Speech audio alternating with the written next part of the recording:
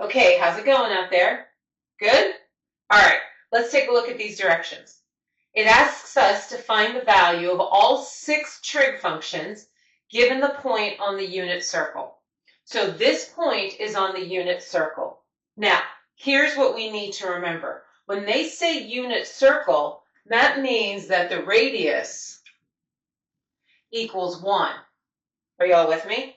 The radius equals 1. So we know that the cosine of the angle is equal to x over r. Well, if the radius is 1, that means the cosine is just equal to the x value of the point. Agreed? And the sine of theta is equal to y over r, but if the radius is 1, then that means the sine is just equal to the y value. Yes? And then tangent of the angle is y over x. Well, there's no r there, so I would have to take the y value of the point and divide it by the x value of the point. Agreed? And then the other 3 are just reciprocals of these 3. So if you know these 3 trig functions, you'll automatically be able to find their reciprocals. Y'all with me?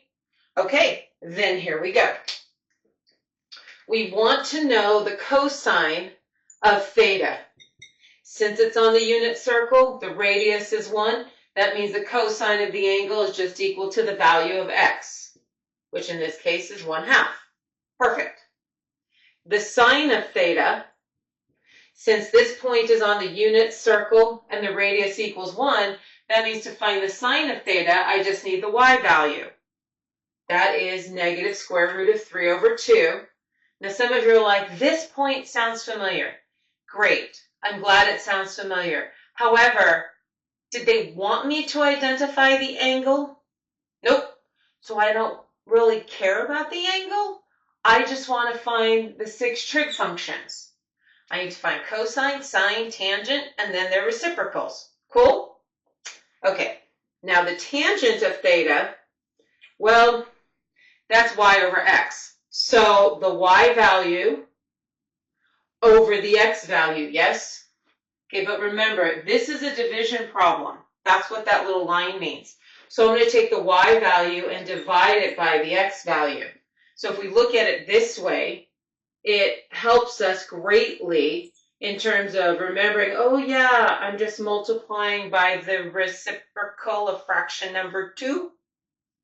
These drop out, which means the tangent of theta is equal to the negative square root of 3.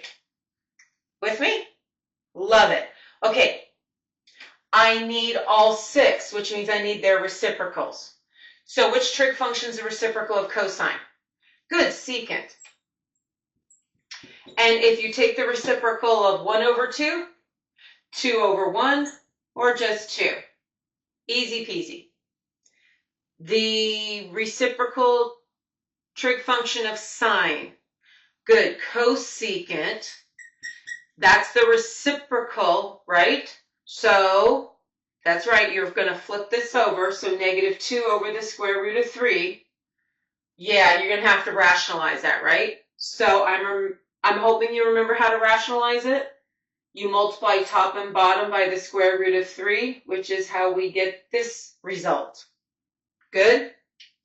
By the way, if you're like, hey, I need to see that, make certain you write this little note for yourself. And then it's easier to see. With me? Okay. And now, good, cotangent.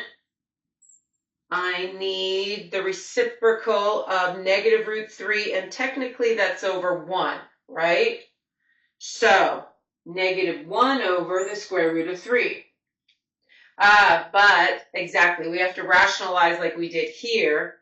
So I'm going to multiply top and bottom by the exact same thing here, square root of 3 over 3, which gives you negative square root of 3 over 3. Loving it.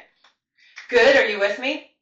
So here's the deal. Our advantage to these directions was it told us it was on the unit circle, which means the radius equaled 1, which means to find the cosine of theta, I just needed to know the x value. To find the sine of theta, I just needed to know the y value. And, well, tangent, I had to know both of them. That's okay, we can handle it. And then flip them over to get these other 3. With me? Cool. I've got some examples coming your way. So make sure you work on them, though, before you find the answer key video. And I'll catch you on the flip side.